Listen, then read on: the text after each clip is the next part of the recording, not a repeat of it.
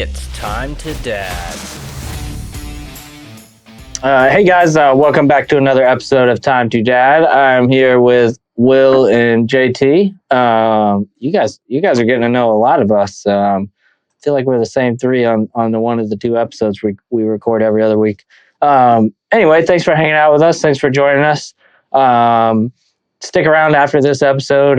We also have a specialist episode coming up that'll be released right after this one, and that'll be on we're going to have a specialist come on that deals with mortgages as their career and background. So that'll be a sweet episode.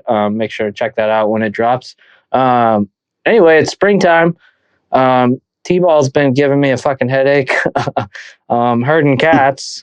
But we did get out fishing for the first time this past weekend. I didn't expect it to be 47 damn degrees when we got to the lake and put in. So we spent most of the day paddling around trying to find sunny spots because little man didn't want to listen to me and had to get in the water at the boat ramp. And I said, okay, but you can freeze your ass off. And so 15 minutes in, we hadn't even got to our first fishing spot, and he was complaining about being cold. So we fished for a cumulative of probably like 20 minutes, and then we spent 2 to 3 hours just paddling around the sunny spots. And every turtle he sees on a log, he wants me to try and sneak up on it. And I'm like, dude, we are in a 12.5-foot kayak. Like there's no sneaking up on these turtles. So we get close to some of them, but I think in his little brain he thinks we're gonna catch one day. Maybe we will. I mean, some of them are pretty docile and could give a fuck less what you're doing around them, but most of them scatter when you get within 20 feet of them. So, what do you guys? You got spring cleanup going on in the yard? What do you got going on? And we're working on doing our little outdoor oasis kind of thing. We're getting a real nice little gazebo type Fancy thing pants McGee over here. And then we're looking at getting some new lawn furniture, maybe like a outdoor type rocker or a glider. I'm gonna set up some nifty little solar powered Edison type style lights. Nice. And then it's also got a little extended awning that I can put like a little sandbox under it for Jasper. We found one of those old little type sandboxes that look like a turtle and the shells. The cover. Yeah, we got one of We're those. gonna get that for Jasper. Nice. We found a really nifty little swimming pool that has a little cover awning on it as well. So we're gonna get that for him. Looking at spending a pretty good little chunk of change on it. That's something we've been talking about for a while. And finally going to make it happen. It's a lot of work because my backyard's covered with stickers, little sandburrs, stickers, and everything like that. So I just put out, and I can't even remember the exact name of it. It's some high-powered stuff, but went and sprayed my lawn to poison all the little sandburrs and crabgrass. The other day when I mowed, man, I used about a 1-gallon jug of Bifin. And Bifin is some hardcore, heavy-duty ant killer shit. Yeah. Well, I'm fire ants? And it works that. Oh, man, fire ants. I had, between my front and backyard, I had about 30 or 40 piles that I poured Bifin. Man, if I had fire ants, I'd just set my whole yard on fire. Fuck fire ant. Yeah, well, the thought had crossed my mind. However, just get you one of those Harbor Freight propane torches and just go to town. It would be frowned. I'm a firefighter. That You're qualified to put it out. It'll be okay. Right. I was going to say controlled burn here, sir. Controlled burn. They practice that all the time. Not in residential areas. Well, And semantics at that point. It's not illegal until you get caught. Remember, kids. Well. With your awning, what kind of elements you talked about the little overhang for Jasper and being able to do like the little sandbox and the pool and stuff. What else are you looking to incorporate in there? Like just as an example, so I'm going to be building a back patio on my house here this spring into summer, and we're doing an overhang with a flat iron skillet, and then I'm going to have my smoker integrated into it, and then as well a sink, and then I'm going to have a kegerator that I'm going to be integrating into it as well. And so like I'm basically building like a little outdoor kitchen. So essentially when we have guests over and people over, I can, be in the backyard with everybody, but at the same time cooking and having a good time. So are you looking to do any of that, or is this going to be just like a hangout, like patio furniture, or just kind of like chill? It's just going to be a semi-permanent patio type area. This is not, since we're renting, I don't want to put that kind of money into something that I'm renting. Oh, I forgot you guys are renting. Yeah, man. Okay. This is going to be semi-permanent. We're just going to get a pretty nice canopy. It seems pretty durable. I've read a lot of reviews on it. That way, if later on I want to take it up, I can. Kyle and I, we even discussed putting a little concrete pad out there in the corner of our yard. However, and our landlords, they're not opposed to us doing anything to make any improvements or anything like that. She wants to put like a concrete pad out there, maybe put some astroturf so we ain't got to worry about weeds and ants and all that other crap. And it sounds great, but it's going to cost significantly more than what we're wanting to spend right now. And even then, I thought of maybe an even more practical way, and I know later on I can always use them for something else. Just get some of those 2 or 3 inch concrete pads that you would see under a house or something, Yeah. A little bit dirt work. A little 12 by 12 or whatever they are. Yeah. Yep. And then do a somewhat similar, concrete pad type thing with that. That way, later on, if I wanted to, I can take them up and use them for something else. Or if we do want to get a place of our own, we can use them for a project like that there. So we've been weighing a lot of options, but right now I think we're just going to keep it simple. Just keep the grass well maintained. Trying to get rid of those stickers. That way, if you want to sit under the patio or under that little awning, barefooted and everything, you can. Here in a few months, we're going to get a little fire pit put out there. Kind of one of the nifty little propane fire pits with the little lava rocks in it. Mm-hmm. And it's got like a little surrounding table kind of thing. Yep. That way we can sit out there when it's a little cool, and we'll have that. But it's going to be real nice. We put a lot of thought into it. Went and picked everything out. I'm going to get everything this weekend. In the meantime, I'm trying to get the lawn prepped and found some stuff at an Atwood's Tractors. It's kind of a Tractor Supply type store. Yeah. Actually have some stuff by Cutter. You hook it up to a water hose. It's supposed to kill mosquitoes, keep away fleas, ticks, everything else, and it covers about 5,000 square feet. Yeah. So I went and bought a couple things of those. Going to try and spray for mosquitoes because Jasper. I bought a fogger last year.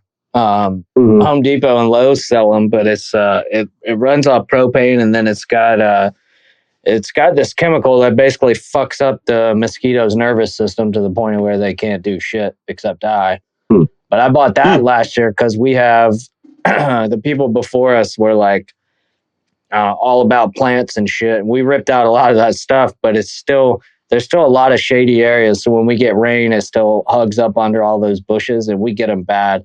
And Emerson's the same way, where if he gets bit, man, he welts up like nothing else. And so I bought that fogger, and the only problem is it doesn't. You got to do it like weekly. But when I do it, like if I know we have a family function or we're just going to be hanging out in the backyard, like I'll do it over the weekend, and you will not see a single fucking mosquito in the yard after I do it for like 2, 3, 4 days. Sometimes it depends if it rains or not. But that shit works. There are, I wish I could remember the fucking brand. I think it's, I want to say it's something Cowboy, like Cowboy Dynamite or Cowboy Sticks or something. But I came across it on Facebook, and it's basically this entrepreneur created this, oh my God, I thought I just closed the recording software. But it's basically this stick that you put you get the bucket with it, you get the chemical, and you just hang it. And it'll kill every fucking mosquito within like a 200-foot radius of this thing. And I've been hesitant to buy it because I think it's like $45-$50 for a container of it.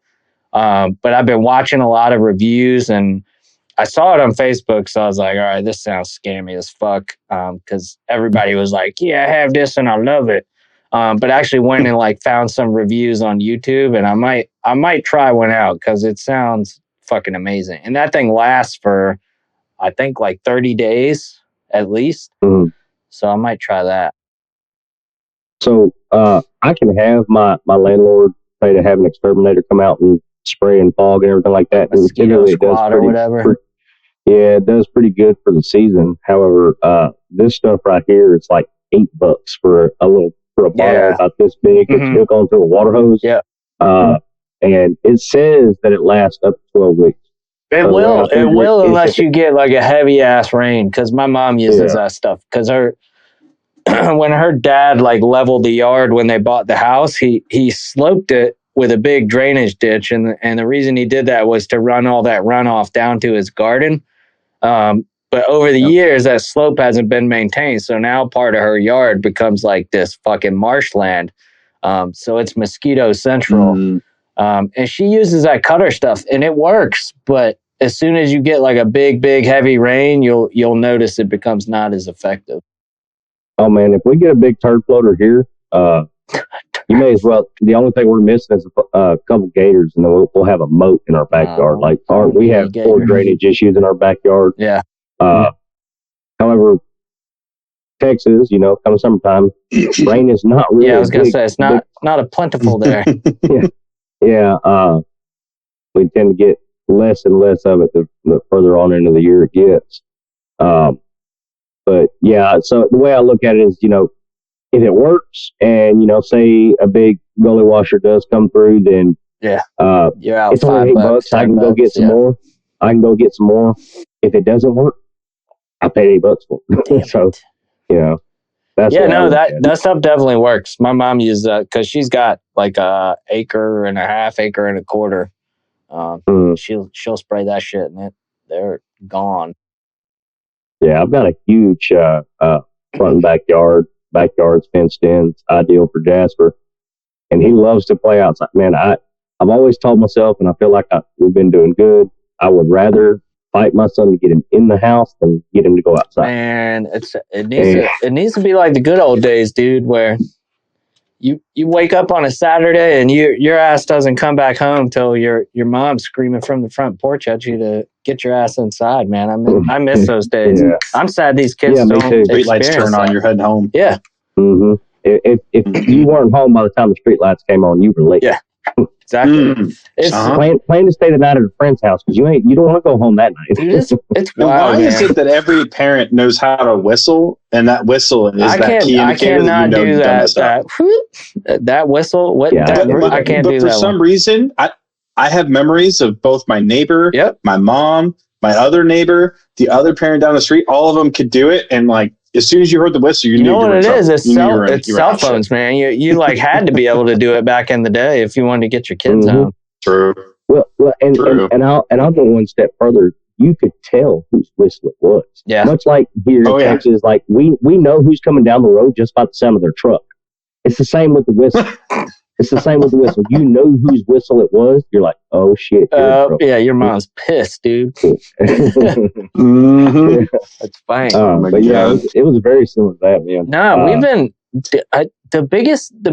I wish I could just turn Emerson loose and excuse me, not have to give a shit about where he's at or what he's doing, dude. But with all the trafficking and you just see weird posts day in and day out from like in the neighborhood app where people post about fucking weirdos that nobody's ever seen just driving through neighborhoods, dude. And it's in the most unlikeliest of places. Yeah. Like, and like small towns, you don't ever think shit like that could happen around, or it's not really prevalent enough for it to be discussed. That's wild, man. But the internet just makes everything so scary.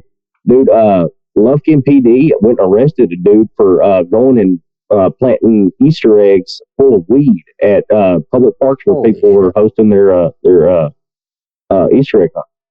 Dude, I wish they would do more checkpoints for people driving smoking weed. Yeah. Sorry, I not agree. sorry.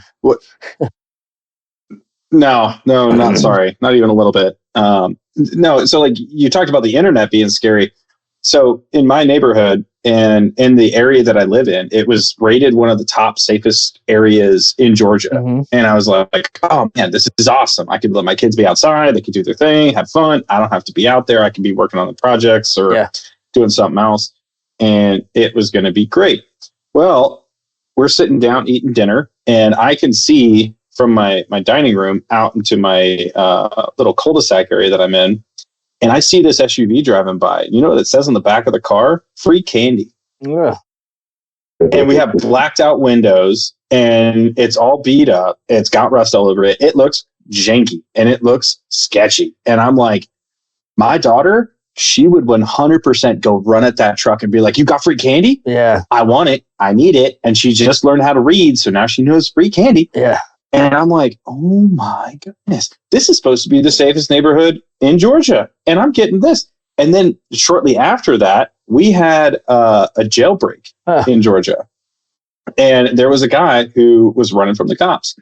He ran through our neighborhood, hijacked a house, then proceeded to hold the police with a hostage, then exited the back of the house, was able to make it across our neighborhood, in through a river that we have in our neighborhood, and then out the other side and ran all the way to like 2 neighborhoods down before he finally got caught. And I'm like, and this is the safest neighborhood. Okay. Yeah. All right. That's Yeah, we've had people like, because we have a Ring doorbell, you obviously get access to other people that can post about shit that have a Ring. And we've had people who have posted on there that a strange car like followed their kids home from the bus stop and tried to get like kids to get in the car. We spotted, there was a known identified car that was in the other county over that was already reported to police for trying to lure kids into the car that was spotted in our neighborhood. There was a fucking shootout with police on the main road kind of right. And I'm just like, what the fuck? And I'm a little more like lax with it. Like if I know Emerson's playing with the kid behind us, he knows not to go in the street. He knows not to leave anybody's yard. Mm-hmm. But my wife still gets pissy when I just kind of let him out here playing. And we have the Ring spotlight in the backyard, so I can check in on him and shit. But it's just a strange world. There's no way in hell I would let my son do any of the shit. I'd like just get on a bike and just ride like 3 miles across town. Yeah. Like I can't fathom letting him do that now. It just scares the shit out of me and it's sad. Cause you used to do it. Yeah. And that's what and like made you that kind of shit shaped you into who you are. Like, yeah, exactly. I mean, you were out, you weren't get out there and do something. Yeah. You weren't stealing shit off people's porches or breaking into fucking cars. You were just out living life, just balls out, doing whatever you want, having a good time. Dude, I can't tell you how many times I was out of so in my hometown that I grew up in Granite Falls, Washington, right? Grew up there a long time. I loved the area I was in, but in this small little cul-de-sac that we had, I'd ride my dirt bike around and I'd ride my mountain bike around. And that's where I learned to BMX. That's where I learned how to motocross. That's where I learned a lot of those things and really started to enjoy a lot of those sports. But there were days where legitimately I wouldn't even come home. Yeah. And my mom would not care at all about it. And I would ride over to it was called the P5000. It was a dirt bike track across the street from where my neighborhood was. And we'd go rip roar and do all kinds of craziness.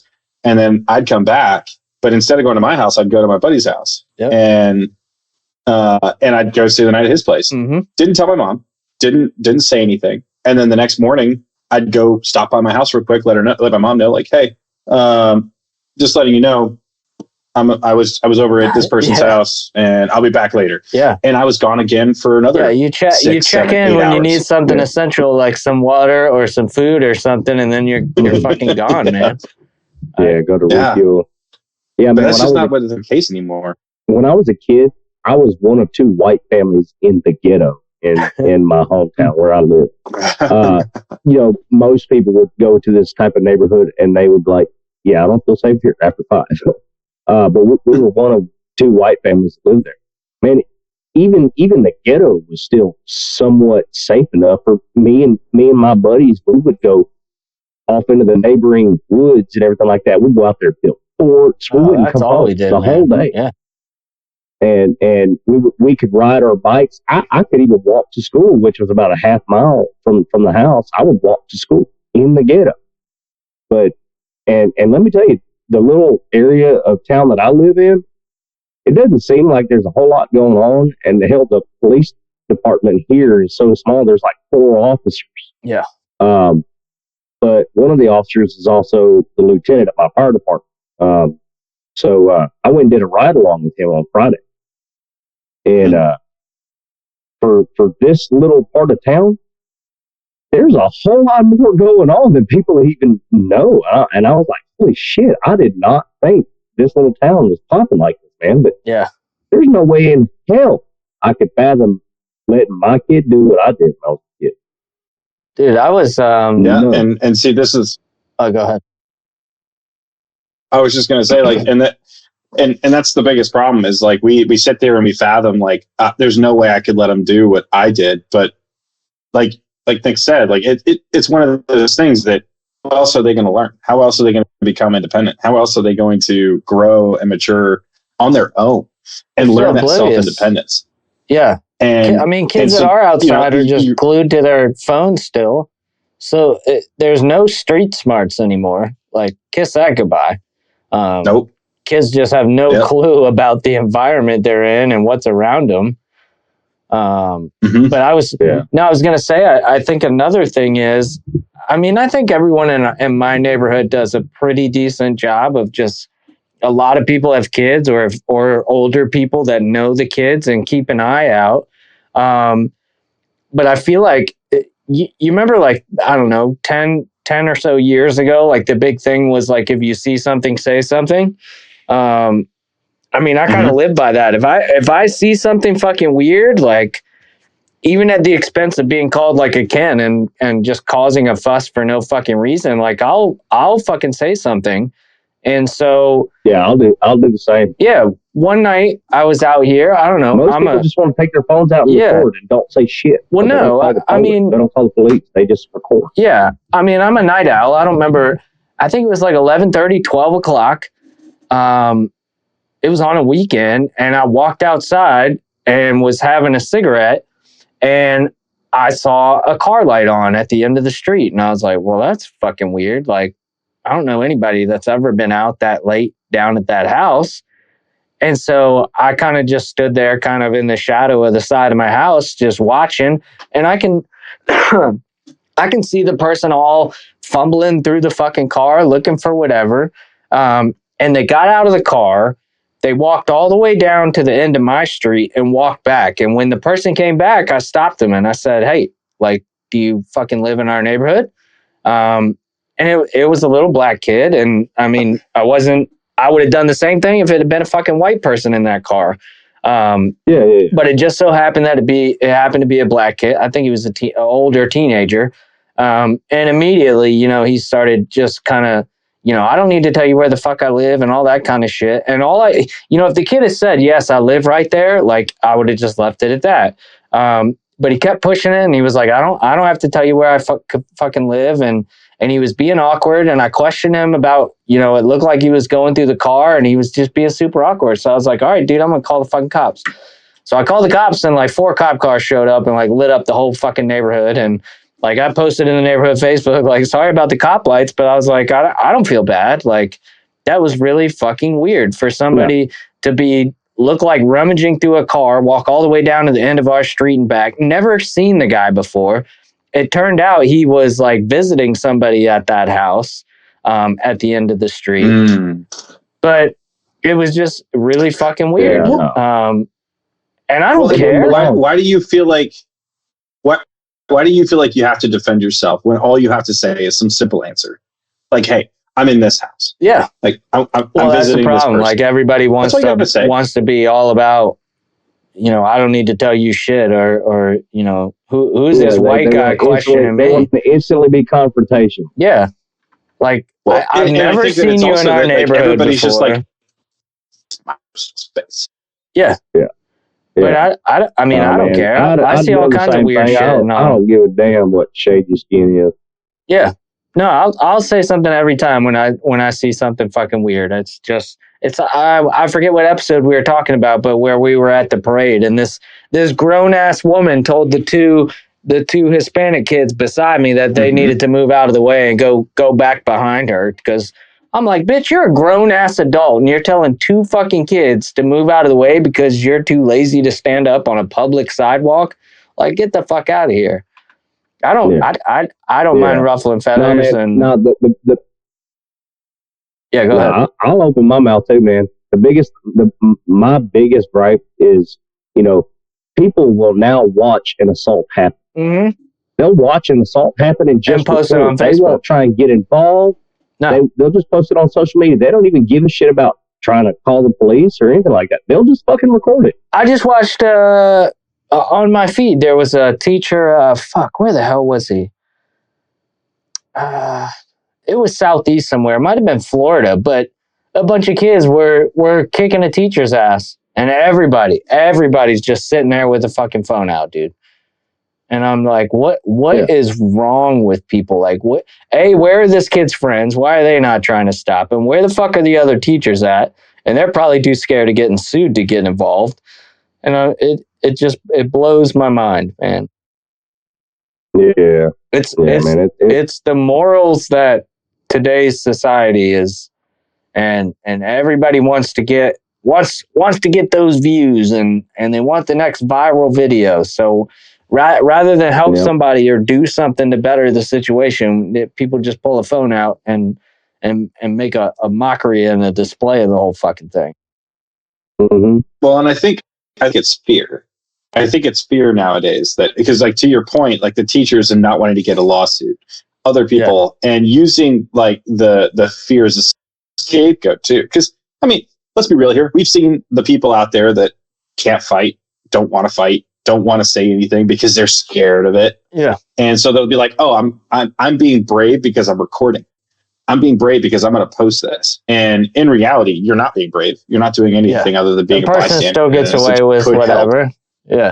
Exactly. And so I think it's the fear behind it, because a lot of it is the cancel culture that we have today, where everybody's just like, oh, I'm going to sue you for this. And, oh, you're going to be all over social media for this. And everybody's just got this weird stigma now that if you open your mouth and you say anything that's contradictory to what is the reality, or their reality, or if anyone says anything that's like, oh man, that's unpopular, well, then now you're canceled and you're done. And you're immediately a Karen or a Ken because you question somebody doing strange shit in your neighborhood.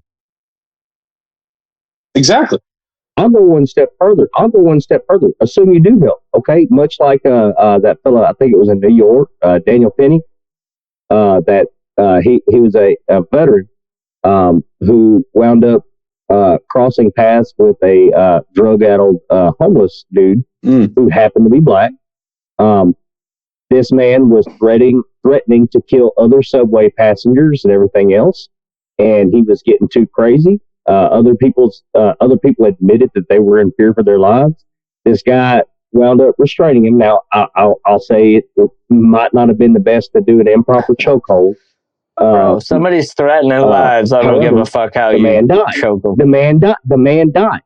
And then they tried to, they arrested him, and he spent time in prison while waiting for trial because he tried to help people. So I can understand,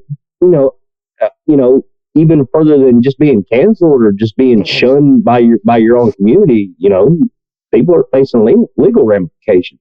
But I'll tell you what, and I'll say this to anybody out there: if you are so chicken shit that you don't want to get involved for whatever reason, at least have the common decency to fucking dial 911. Yeah. Don't record the shit. Don't be worried about fucking 15-minute video and no police in sight. Yeah, man. It's fucking tacky.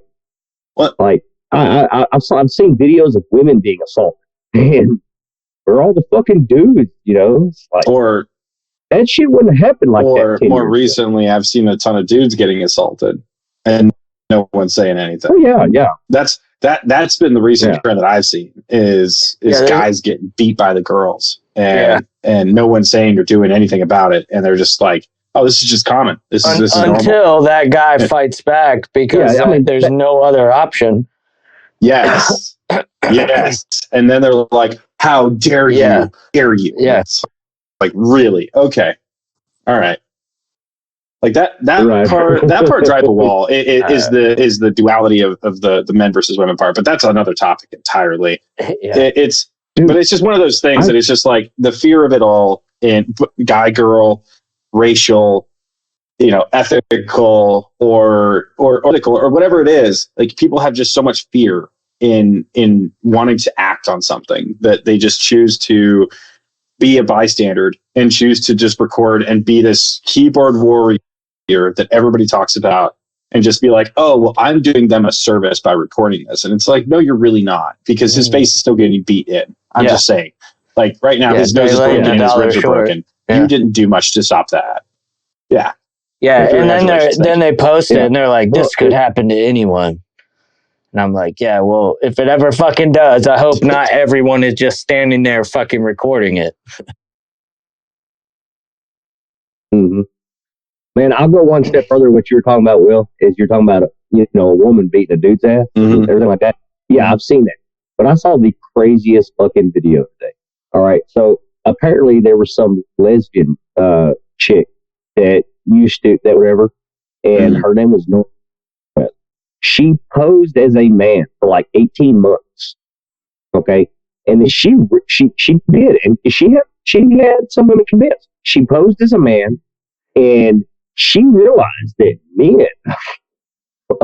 men aren't without problems, and dude, the trials and shit she found in simply trying to date another woman, as a man, it was so hard. Like after 18 months, she came out and fully renounced all the bullshit that she used to spout off about men, but then turned around and killed herself. I do remember that article. I remember reading about that. I was like, dude, just like, do you know why she did that? Because she's not a man. And there are some men that succumb to those kind of mental problems that resort to them wanting to take their lives. But she had taken her life, and I was like, bro, that's all I'm gonna say is if guys, you can't quit. All right, especially if you're a dad, you can't quit. And with that, if you believe that, like and subscribe. Just saying. And I'll say this, man. As a dad, failure is not an option. Failure is not an option. You can't. So I've been there. I've been through the turmoils, and I'll just say this real quick. Is just like I have had my mental issues. I've struggled through PTSD, depression, anxiety, all kinds of things.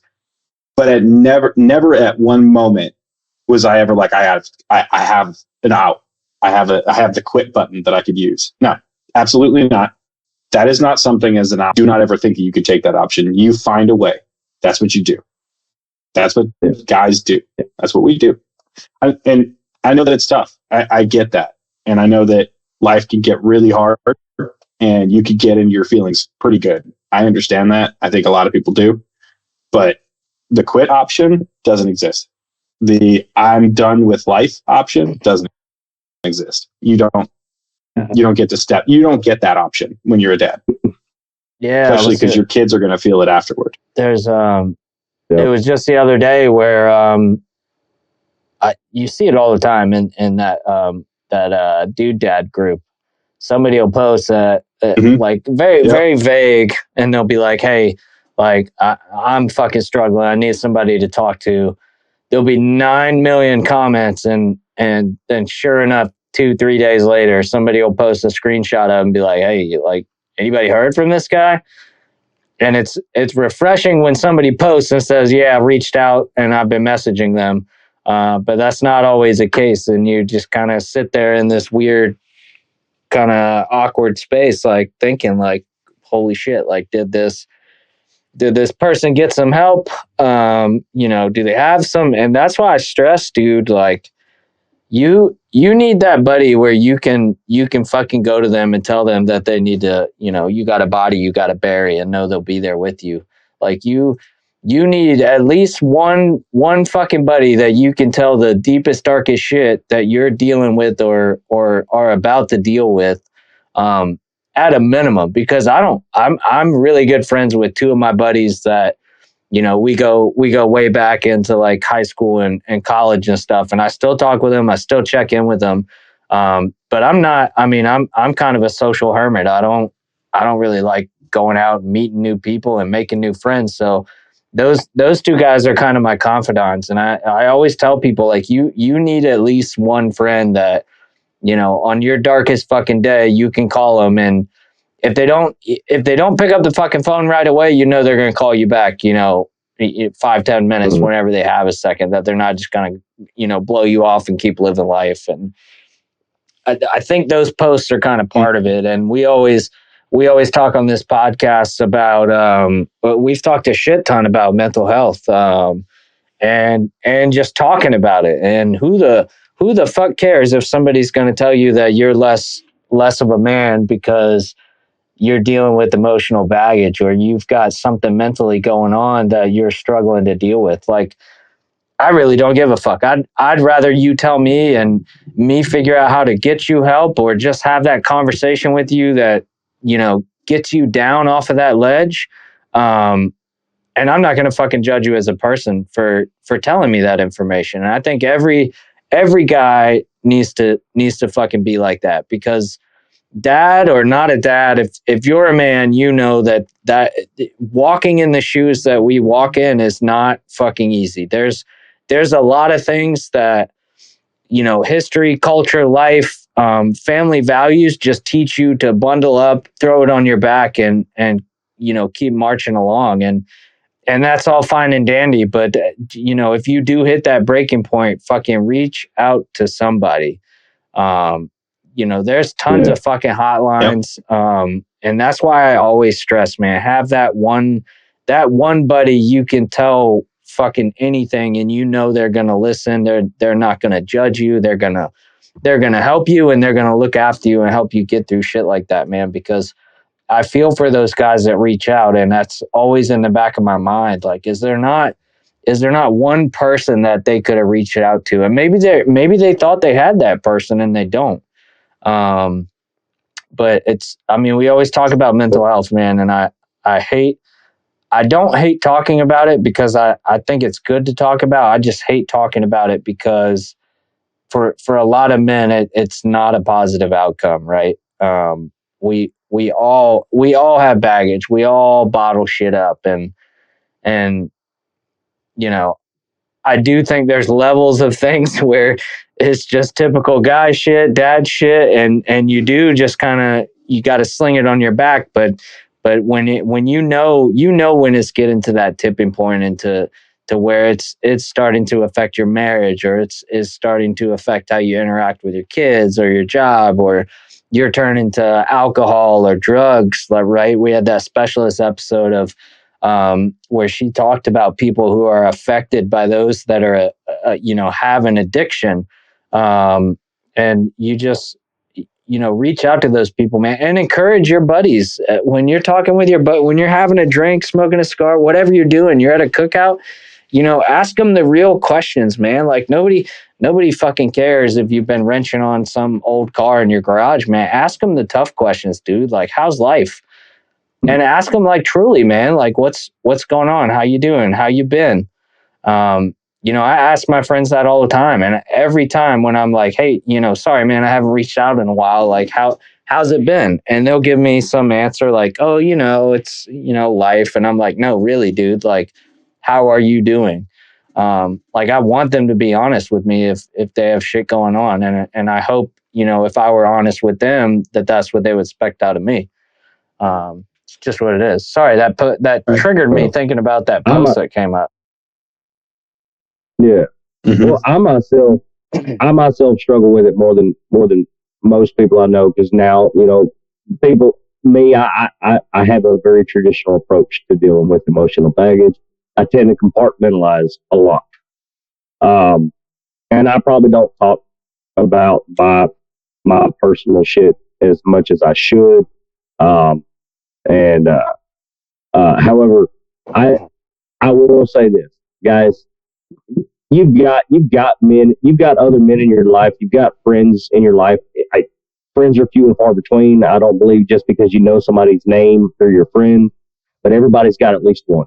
Reach out to them. Don't reach out to fuckers on Facebook. Yeah. I'm sorry. Social media is not the place to be blasting your emotional problems. This is why I had to leave a lot of the dad groups on Facebook, because, you know, I can read some of these posts and people are in genuine pain. There's a lot of crisis. toxicity. And then we've got fucking trolls that go in and comment the nastiest, ugly shit. Yeah.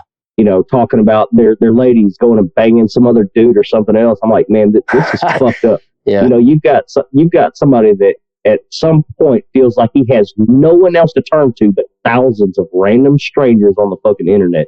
And every one of these dudes want to fucking dog on this guy. And I'm sorry. Look, I'm not a big emotional guy. I'm not great at making people feel better. Hell, if you want to fucking scream, yell, hell, if you want to get out in the backyard, throw some hands and we can box. We can do that. I'm probably not the guy to come to if you want somebody to make you feel better. You know what I'm saying? Because I'm incapable of fibbing or lying to you, telling you everything's going to be okay. That's my downfall, dude. Like, bring it to me, but I'm going to be brutally honest.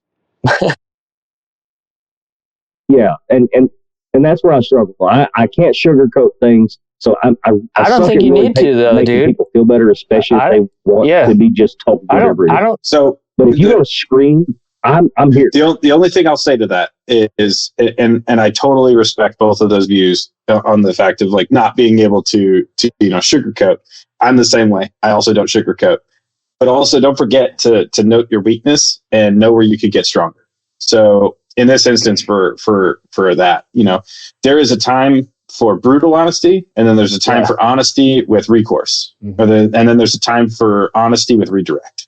So understanding, I have a problem distinguishing the difference, and that's a learning point, right? So that's something you can start paying attention to and knowing like there's certain cues or certain indicators that can help you to tailor someone's conversation to being more upbeat, while at the same time being that honest person, not feeding them lies. Like if I were to come to you and be like, I just feel like a bad dad, and you just say, yeah, you are a shitty dad. Instead, you're like, no, I think there's times, you know, hey, at times you may neglect your kids, but here, let's take a look at where do you feel like you have one? Like, let's talk about that. Let's talk about your honest reality of where do you feel like you are a good dad, and then where are you not? That is still an honest truth, and that's still an honest reality.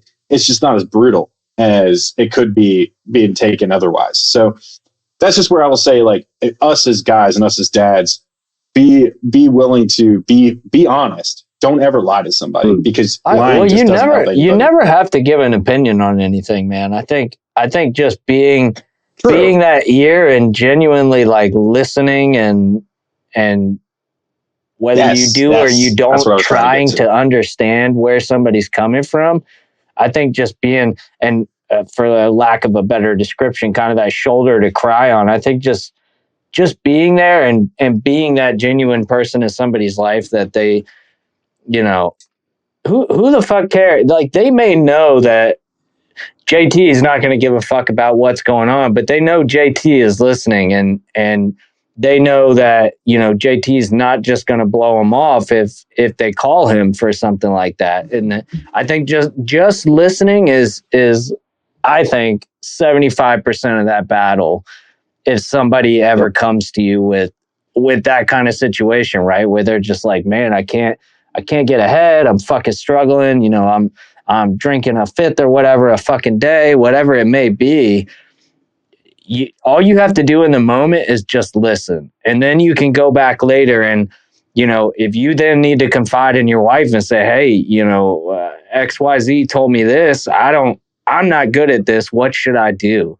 And I'm not saying you need to tell your wife all the gory fucking details, but, you know, my wife is like my rock, right? So if somebody came to me and dropped some sort of bomb on me where like they're struggling, and I don't like you said, JT, I'm not a coddler. I'm not a everything's warm and fuzzy.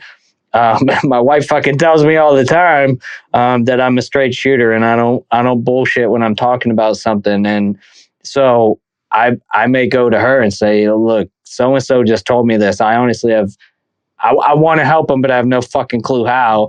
And she may say like, talk to them about reaching out to XYZ or something like that, and figuring out, if I can't get them the help, at least trying to figure out how someone else may be able to get them the help. And obviously that's a slippery slope, right? Because there's this whole privacy thing going on, usually with stuff like that with guys. But just be that ear, man. Even if you can't solve their problems, you can't tell them, what to do. Just listen and say, I hear you, man. Like I understand what you're telling me. I'm listening.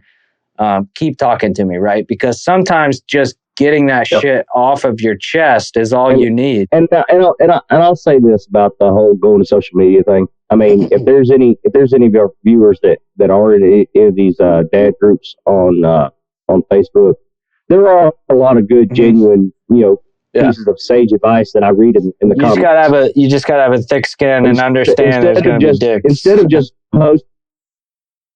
Yeah, I mean, but instead of putting everything on blast on in these dad groups, how about you reach out to one of those individuals in that dad group, and that you do see that provides sage and fruitful advice individually, and say, hey man, you and I were in a dad group. I've seen some of your thoughts, your words of wisdom, and I'd like to get your just post. Or is anybody up? I need to talk, dude. And the trolls will not respond to you because they don't want to deal with your messages. And the genuine guys, that want to listen and want to help you and honestly want to have a real conversation will reply to that post. Just say, man, I'm down in the dumps. I could really use a pal to talk to. And that is how you weed out the fucking trolls in the posts I've seen. And you don't need to tell it's like you said, those posts where, a guy may obviously be, his wife may obviously be cheating on him, but you don't, the whole internet world on that Facebook group of 30,000 people doesn't need to fucking know that. Because you're going to get drugged. Just, keep it generic without sharing your details. And I think you'll find somebody to talk to if that's, because some guys, that's the only avenue they have, right? There are guys out there that just don't have friends. But it is a shame, dude, when somebody seems genuine in their posts and they're reaching out and, 95% of the comments are just jackassery or absolute stupid shit that I couldn't fathom saying to someone like that. What? Yeah, well, I'll go so far as to say that and I'll say this: I'm a veteran, so not a lot kind of makes me take it back. Nothing really shocks me much. You know what I'm saying? But there are some shit that I read and I can feel genuine pain in these posts, and I'll say some of the comments are utterly disgusting. Yeah. They're fucking, it's like low right there. So, man, if you're in one of the dad groups and you and you watch this, feel free to try and find any one of us on Facebook or hit us up on a comment. Join the group, dude. On this channel. I'll be happy to remove anybody that trolls your ass from the group. So, that's what we're trying to form here, man. But always feel free to reach out to somebody. Yeah, I agree. And please join our group. I will not stand for any bullshit like that. In the group. But come hang out with us. I really want to. We have a specialist episode we're about to record here after this one, where we're going to talk about a gentleman's coming on whose specialty is mortgages, and that's his career. And so we're going to talk about mortgages. If you guys have any additional topics that you want to talk about on the specialist episodes, let us know, and we'll try and get something lined up for that. Again, we try to release one a month, but some months we're good, some months we're not so good. But anyway, guys, take care of your mental health. Reach out to somebody, reach out to one of us, reach out to a good buddy, and like I said, just always keep that one person. I realize not everybody's a social butterfly and has a million friends. That's just not your stick, and I'm one of those people. But I try to keep a few people near and dear to me, and we look after each other and take care of each other, and I think that goes a long way for us dads and men in general. But thanks for hanging out with us. This has been a great episode. Yes, take care of your lawns. Yeah, take care of your lawns too. No weeds. And we'll catch you guys on the next episode. See ya.